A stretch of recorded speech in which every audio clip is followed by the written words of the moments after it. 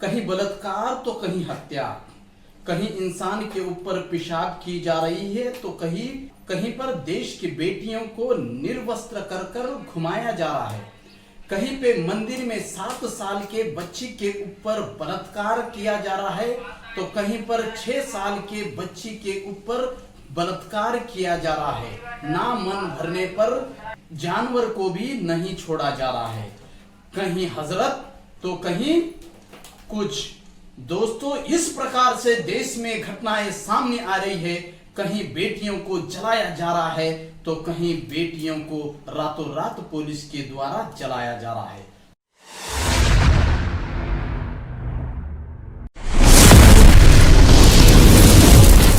दोस्तों, मैं सत्यपाल, आप देख रहे हैं द मूक नायक पे आपका स्वागत है। दोस्तों, ऐसे दर्दनाक घटनाएं हमारे देश में हो रही है तो इन देश के शासक और प्रशासन को इतनी सी भी शर्म नहीं आ रही है। दोस्तों, ये सारी दर्दनाक घटनाएं क्यों हो रही है, इसका कारण क्या है, आज के वीडियो में हम जानेंगे। दोस्तों, अगर इस चैनल पे आप नए हो तो आप इस चैनल को जरूर सब्सक्राइब करना ताकि ऐसी खबरें आपको मिल सके। अच्छा लगे तो इसे कमेंट करना और प्यारा सा एक लाइक करना। कुछ लोग ऐसे हैं उन्हें इतना सा भी डर इसलिए नहीं है क्योंकि उन्हें बचाने वाले लोग शासन और प्रशासन में ही मौजूद है। उन्हें पता है कि इस केस को, जिस बात को, जिस घटना को, जिस घिनौने कृत्य को मैं अंजाम दे रहा हूं, इस पर पर्दा डालने के लिए बहुत से लोग खड़े हो जाएंगे।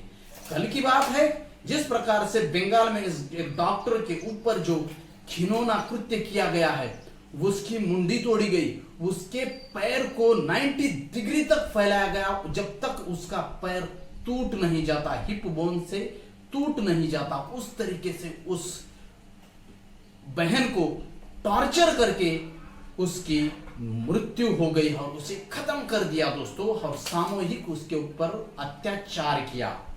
क्या इन लोगों को ये करते समय डर नहीं लगा? नहीं लगा होगा, क्योंकि उन्हें बचाने वाले लोग प्रशासन में ही कहीं ना कहीं मौजूद है। क्या? क्योंकि इस बात पर संदेह इसलिए आता है कि जब बलात्कार होने के बाद जिस प्रकार से उस हॉस्पिटल को तहस नहस किया जाता है, उस हॉस्पिटल को पूरी तरह से उद्ध्वस्त किया जाता है, वहां के पेशेंट्स का क्या हुआ होगा, वहां के पेशेंट्स की क्या दशा हुई होगी। कम से कम 500 से 1000 गुंडे उस अस्पताल में प्रवेश करते हैं और उस हॉस्पिटल की जो देखी जाए तो वहां पर मानो कि भूकंप ही आया हो, उस तरीके से वहां पर तहस नहस किया, तोड़ फोड़ की, पूरे हॉस्पिटल को बर्बाद किया गया।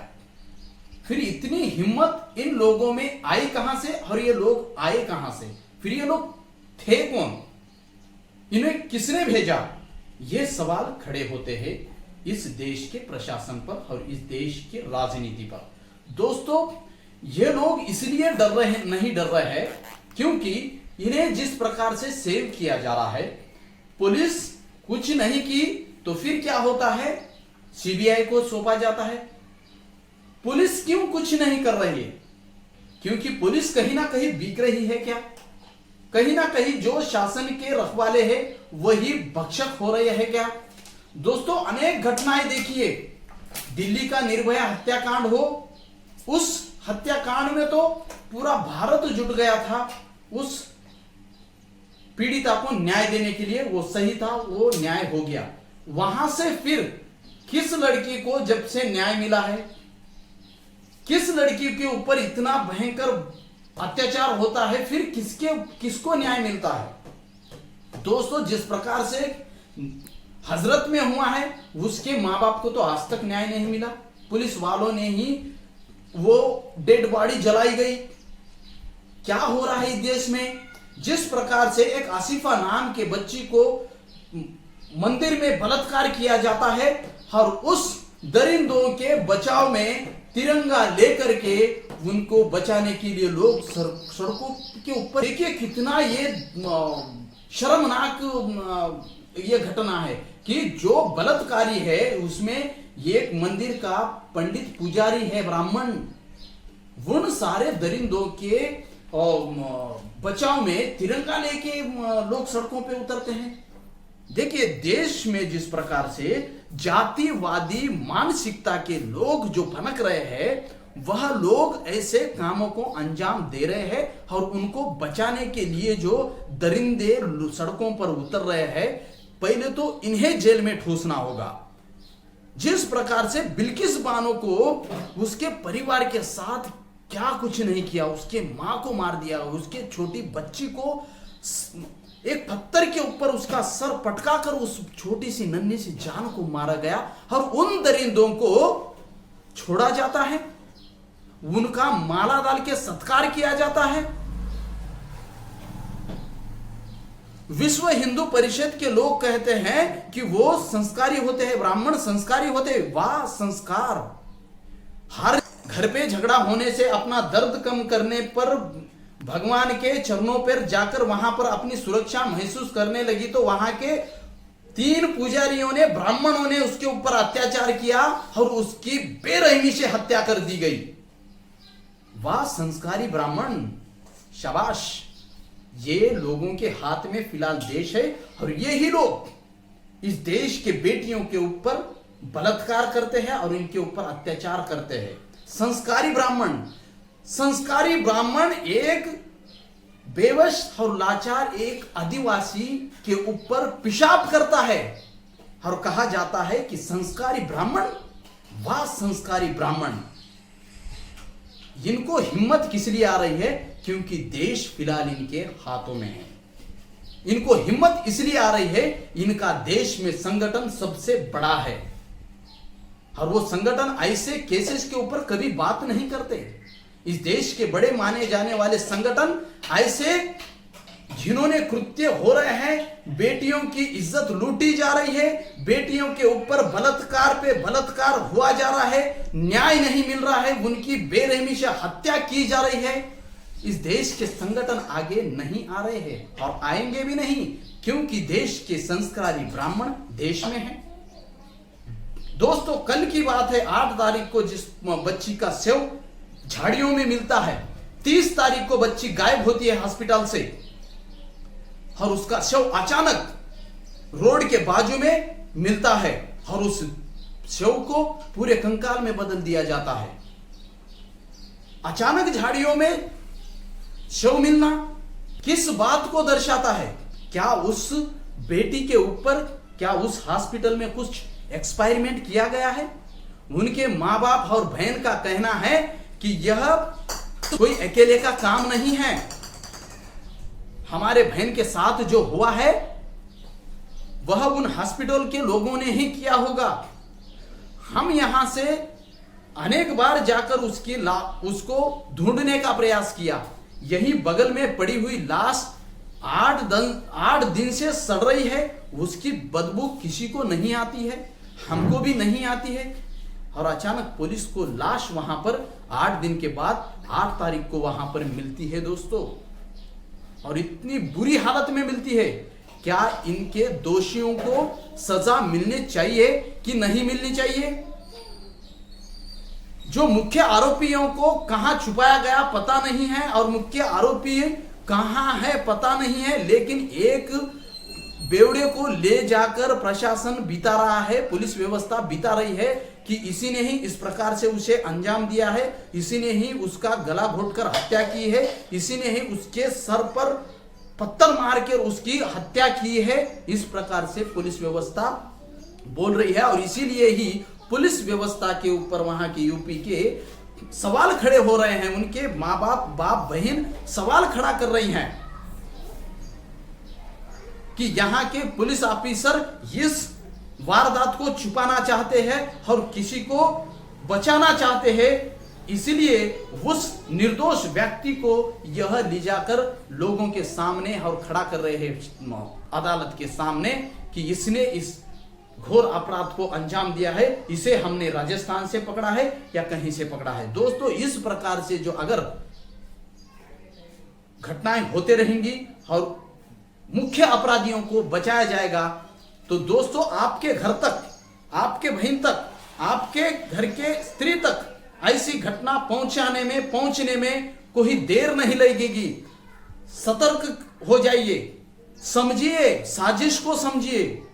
क्यों हो रहा है इतना बलात्कार, क्यों हो रही है इतनी अत्याचार, क्यों हो रहा है इस देश में इस प्रकार से अनाचार। दोस्तों इस देश को बुद्ध के नाम से जाना जाता है। देश विदेश में लोग बुद्ध के धरती को नमन करते हैं। इस धरती पर उतरते ही एयरपोर्ट में उस धरती को चूम कर नमन किया जाता है। दोस्तों ऐसे अनेक देश है, भारत देश के तरफ अपना पैर कर कर सोते नहीं है, उतनी इज्जत बड़ी है। शांति, अहिंसा, इस देश में इस प्रकार की घटनाएं होना इस देश के लिए ही शर्मनाक बात है। दोस्तों इस देश में जो हमारी बहन बेटियां पढ़ रही है, आगे बढ़ रही है, जिस प्रकार से वो दुनिया के साथ मुकाबला करने का मन में बुलंद हौसला लेकर उड़ने की प्रयास कर रही है और उनके मनोबल को तोड़ा जा रहा है।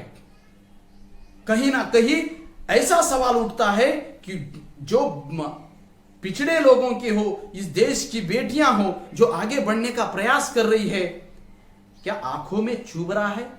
क्योंकि इस देश में ऐसी कुप्रथाएं हैं कि स्त्रियों ने घर में बैठकर सिर्फ मूल और चूल को देखना है, जो किचन में ही मरना है उसे, और वो पुरुषों के लिए सेवा करने की वो दासी ही है। ये जो कुप्रथा है वह कहीं ना कहीं लागू करने का प्रयास चालू है।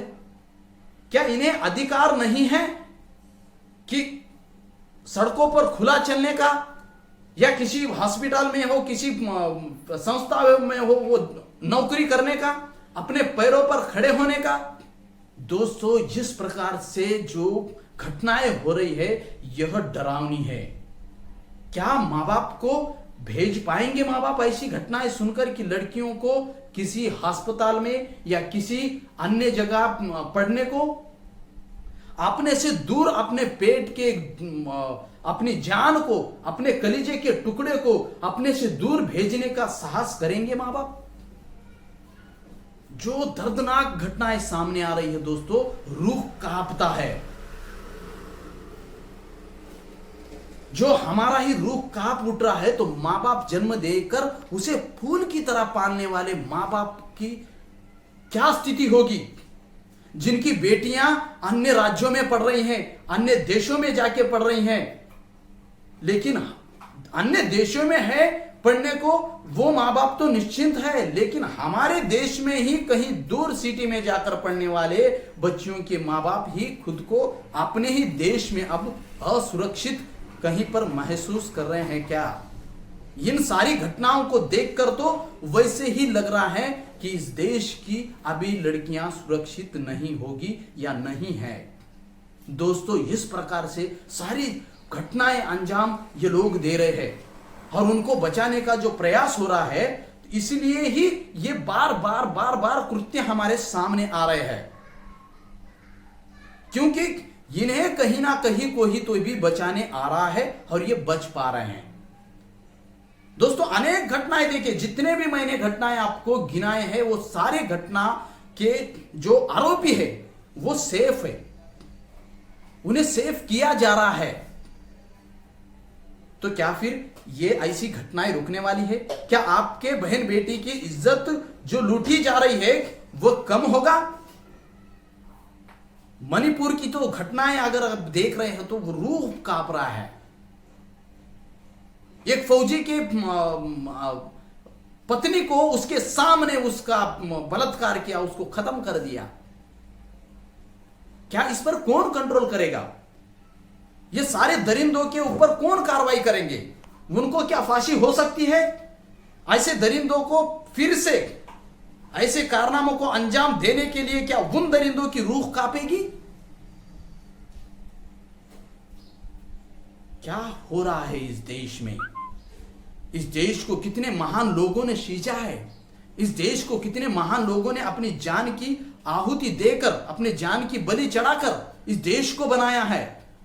और इस देश के कुछ दरिंदे लोग, इस देश के कुछ दरिंदगी की राजनीति इस देश को खत्म करना चाहती है, इस देश को फिर से गुलाम करना चाहती है, इस देश के औरतों को फिर से गुलाम करना चाहती है, इस देश के पिछड़े आदिवासी लोगों को, इस देश में पिछड़े लोगों को फिर से गुलाम बनाने का षड्यंत्र चालू है और इस प्रकार से इस देश में अत्याचार चालू है।